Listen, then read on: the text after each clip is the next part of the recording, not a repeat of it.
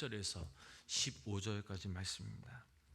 마가복음 15장 1절에서 15절까지의 말씀 우리 한 절씩 교독하시면서 읽도록 하겠습니다. 새벽에 대제사장들이 즉시 장로들과 서기관들 곧 온 공회와 더불어 의논하고 예수를 결박하여 끌고 가서 빌라도에게 넘겨주니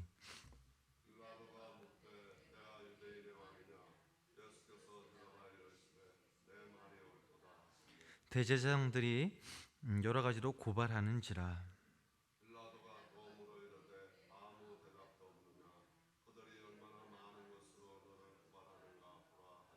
예수께서 다시 아무 말씀으로도 대답하지 아니하시니 빌라도가 놀랍게 여기더라.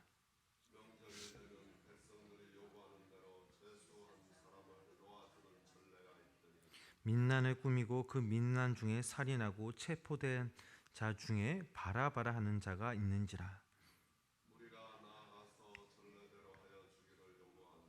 빌라도가 대답하여 이르되 너희는 내가 유대인의 왕을 너희에게 놓아 주기를 원하느냐 하니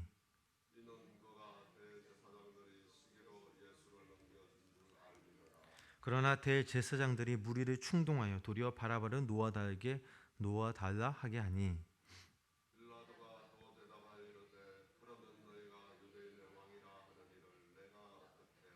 그들이 다시 소리 지르되 그를 십자가에 못 박게 하소서.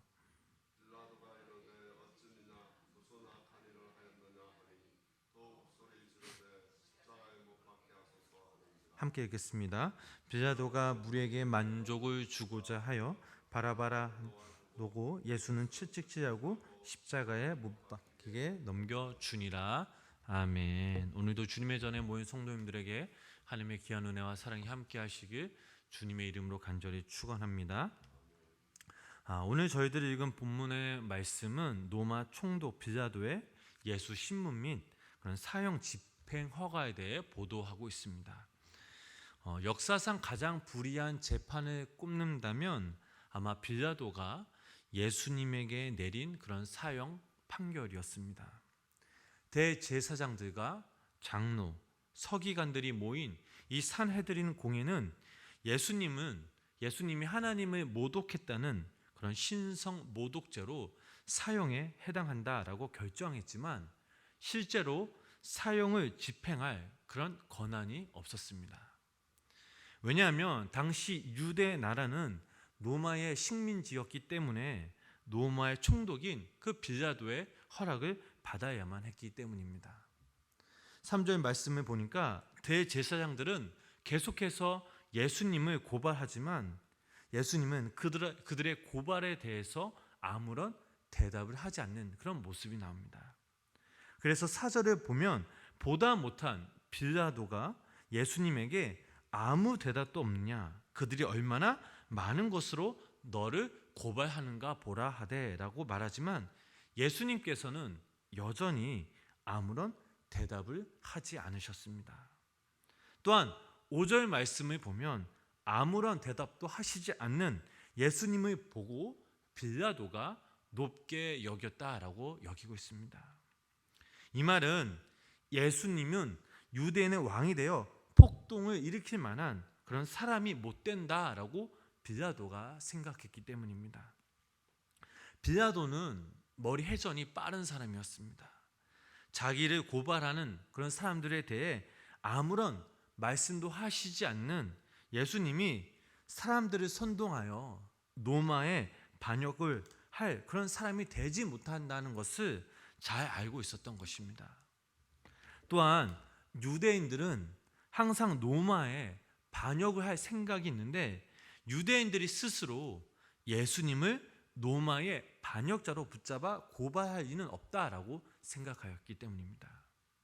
그런데 당시에는 명절이 되면 백성들이 원하는 대로 죄수 한 사람을 풀어주는 그런 관습이 있었습니다. 말하자면 오늘날 우리 명절날 특별 그런 사면을 해주는 것과 비슷한 것입니다. 예수님이 잡히신 때는 6월절 그런 명절 기간이었기 때문에 당시 예루살렘에는 얼마나 많은 사람들이 모여 있는지 모릅니다. 아마 이 빌라도는 백성들의 한심을 사는 것도 필요했습니다. 빌라도는 몰려든 그런 많은 유다 백성들이 석방이 되려는 그런 죄인을 예수님으로 생각하였습니다. 그래서 9절 말씀을 보면 너희는 내가 유대인의 왕을 너희에게 놓아주기를 원하느냐라고 백성들에게 대답을 한 것이었습니다. 왜냐하면 빌라도는 대제사장들이 예수님을 시기하였기에 엉뚱한 죄로 고발하고 자기에게 넘겨준 그런 줄을 잘 알고 있었기 때문입니다. 빌라도는 몰려든 유대인들이 그저 단순히 재판을 구경하러 왔거나 예수님을 풀어달라고 온 줄로 알고 있었습니다. 그래서 같은 유대인인 예수님을 풀어주면 백성들이 박수치며 좋아할 줄 생각했고 덩달아 자기 인기도 유대인들에게 높이 올라갈 줄 알고 생각했습니다. 그러나 빌라도가 생각한 정반대로 대제사장들의 충동질에 넘어간 그 무리들이 바라바라는 그런 사람을 풀어달라고 하자 빌라도는 당황을 하게 됩니다. 이 바라바야말로 정말 밀란을 일으키고 살인죄를 저지른 사람이었기 때문입니다.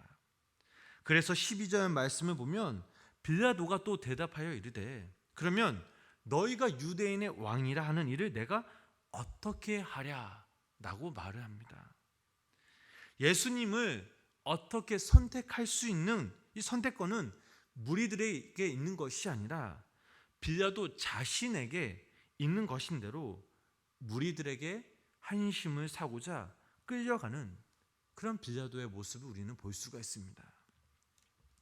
빌라도의 법정 앞에 모인 그런 유대 군중들은 소리를 지르며 예수님을 십자가에 못 박히라고 하자 14절 말씀 보면 빌라도는 어쩌미냐 무슨 악한 일을 하였느냐라고 말을 합니다. 그러자 모인 군중들은 더 크게 소리 지르며 예수님을 십자가에 못 박게 하라고 크게 소리를 지릅니다. 빌라도는 예수님이 무슨 악한 일을 한 것이 있기에 십자가에 못 박으라고 하냐라고 말합니다. 그러나 대제사장들의 선동에 의해 분별력을 잃은 군중들은 더욱 강하게 예수님을 죽이라고 소리를 지르는 것입니다.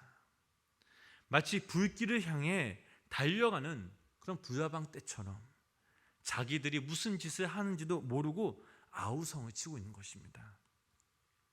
그렇다면 예수님을 십자가에 못 박으라고 크게 소리치고 있는 이 사람들은 도대체 어떤 사람들일까요? 이 무리들 가운데 많은 사람들은 이미 대제사장들에게 매수를 당한 그런 사람들이었습니다. 가룟 유다가 대제사장에게 매수를 당해 예수님을 배신한 것처럼 많은 사람들이 대제사장들에게 의해 매수를 당해서 동원된 것이었습니다. 그러나 또한 그들 가운데는 불과 일주일 전까지만 하더라도 예수님이 어린 나귀를 타고 예루살렘에 입성하셨을 때 자기들의 겉옷을 길에 펴며 예수님을 환영했던 사람들도 있었습니다. 즉 한때는 예수님을 환영했던 사람들이 이제는 예수님을 죽이라고 소리치는 그런 사람들이 된 것입니다. 한때는 자기 겉옷을 벗어 길에 펴며 예수님을 환영했지만 나중에는 예수님을 십자가에 못 박으라고 소리쳤던 참 지도자가 누구인지도 모르고 분별력 없이 군중 심리에 휩싸여 살아가는 그런 무리들의 모습이 우리 안에도 숨어 있는지 모릅니다. 또한 예수님은 분명 죄가 없으신 줄 알면서 이 빌라도는 군중들의 압력에 못 이겨 아우성 치는 그런 소리 때문에 자기 자리를 지키고 출세를 위해 양심을 포기하는 이 빌라도의 지극히 계산적인 모습이 또한 우리 안에 숨겨 있는지 모릅니다. 15절 말씀을 보니까 이런 말씀이 있습니다. 우리 함께 읽어보시겠습니다. 빌라도가 무리에게 만족을 주고자 하여 십자가에 못 박히게 넘겨주니라. 아멘. 빌라도는 분명 이 예수님에게 죄가 없음을 알고 있었습니다. 그러나 자기 앞에 모인 이 군중들의 요구를 들어주지 않으면 폭동이 일어날 것이라 분명 생각했습니다. 그래서 그들을 진정시키고자 결국은 예수님을 채찍질하고 십자가에 못 박으라고 넘겨주게 됩니다. 빌라도는 그날 자신이 이 선택에 자신의 인생에 있어, 아니 역사에 있어 그토록 치욕적인 선택이 될 줄은 꿈에도 몰랐을 것입니다. 오늘날 우리가 예배를 드리는 가운데 사도신경에는 예수님께서 본디오 빌라도에게 고난을 받으사 십자가에 못 박혀 죽으시고 라는 구절에서 빌라도라는 그 이름은 주님을 십자가에 달도록 최종적으로 판결한 불의한 권력자로서 인류 역사에 있어 영원히 치욕적인 그런 이름으로 남게 되었던 것입니다. 훗날 빌라도의 모습을 보면 로마로부터 소환을 당하게 되고 자살로 그의 인생을 마치게 됩니다. 빌라도의 잘못된 선택으로 인해 그의 일생뿐만 아니라 그 이름 역시 치욕적인 이름으로 남게 된 것입니다. 성도 여러분, 오늘날 우리가 하루하루 살아간다는 것은 한편으로는 우리가 빌라도처럼 선택하며 살아가고 있습니다. 무엇을 먹고 무엇을 고르는 것처럼 사소한 선택이 있기도 하지만 우리가 어떤 학교에 가고 누구와 결혼할 것인지, 또 어떤 일을 할 것인지, 어떤 교회를 다닐 것인지 이와 같은 인생의 방향을 좌우하는 중요한 선택도 있습니다. 그런데 중요한 선택일수록 거기에는 그 사람의 평소에 생각하는 방식과 가치관이 담겨 있다라는 것입니다. 가령 믿지 않는 사람들은 주말이 되면 직장 생활이나 또 가정에서 여러 가지 일로 쌓인 스트레스를 풀기를 위해 등산을 가기도 하고 여행을 가기도 합니다. 그러나 그리스도인들은 주일날에 예배당에 와서 말씀을 듣고 함께 신앙의 교제를 나누게 됩니다.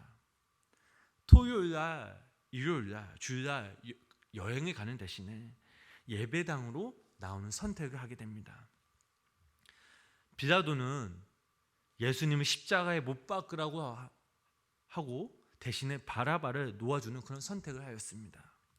그 이유가 15절에 보니까 무리에게 만족을 주고자 함이었다라고 나와 있습니다. 그렇지 않으면 폭동이 일어나게 되고, 폭동이 일어나게 되면 빌라도는 유대의 그 총독 자리에서 물러날 수 있기 때문입니다.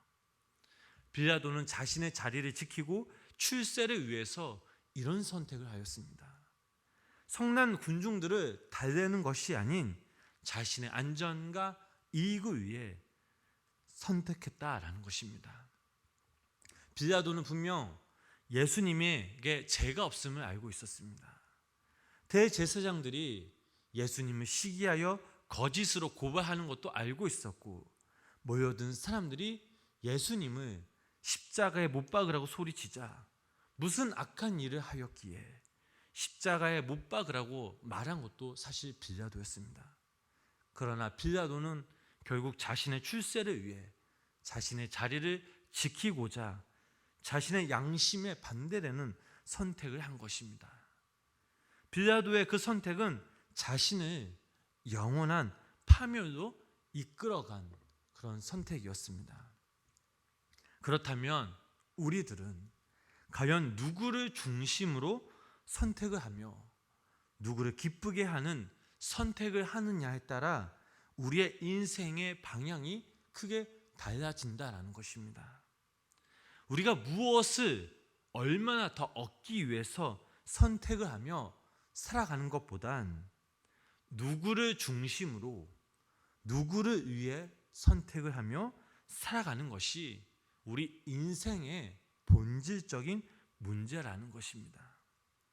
나의 만족과 나의 이익만을 위한 선택이 아니라 주님이 바라시고 주님이 원하시는 선택을 하며 또한 그 선택을 할 때에 우리의 인생의 방향이 정해지며 또한 우리가 그 선택을 함으로 말미암아 주님께서는 우리의 인생의 참된 주인이 되시고 또 우리의 인생을 인도하시며 우리의 인생을 책임져 주시는 분이 바로 우리의 주님이시라는 사실을 잊지 마시기를 바랍니다. 바라오기는 오늘 하루 우리가 이 땅에 살아가면서 나의 만족과 나의 이익만을 추구하며 그 선택에 기도하는 것이 아니라 오늘 하루 우리를 이끄실 그 주님을 신뢰하며 주님으로부터 더욱더 담대함을 가지고 우리의 마음과 시선이 주님께 향해지길 주님의 이름으로 간절히 축원합니다. 기도하시겠습니다. 살아계신 하나님 아버지, 우리가 주님을 믿는다고 하지만 때로는 우리의 숨겨진 모습 가운데 내 자신의 이익과 안전과 출세만 위한 그런 빌라도의 모습과 또 군중 심리에 휩싸여 예수님을 십자가에 못 박으라고 소리치는 그런 무리들의 모습이 있음을 우리는 잘 압니다. 하나님 아버지, 그러하기에 우리로 하여금 세상에 의해 우리가 휩쓸려 살아가지 않게 하시고 나의 유익과 만족을 위해 선택하는 것이 아니라 우리 인생의 참된 주인이 되신 그 주님을 중심으로 하고 우리 삶을 통해 주님을 기쁘시게 할 수 있는 선택을 우리가 하사 오늘 하루도 주님이 우리의 참된 주인이 되시고 영원하신 목자가 되시는 인생을 살아갈 수 있도록 주님 인도하여 주시옵소서. 코로나19로 인해서 너무나 많이 시끄럽고 혼란스럽습니다. 하나님 이 나라 또 모든 열망 가운데 하나님의 긍휼과 자비의 손길을 베풀어 주시고 하나님 하루빨리 이 코로나 사태가 진정되어서 하나님 많은 사람들이 그리스도인들이 주님의 성전에 모여 다시 한번 예배하며 그 예배할 때에 온전히 회복되어지고 다시 한번 이 땅의 그리스도인으로서 선하게 가장 값지게 주님의 뜻에 순종하며 또 믿음으로 주님께 나아가는 귀한 우리 성도님들 되게 하여 주시옵소서.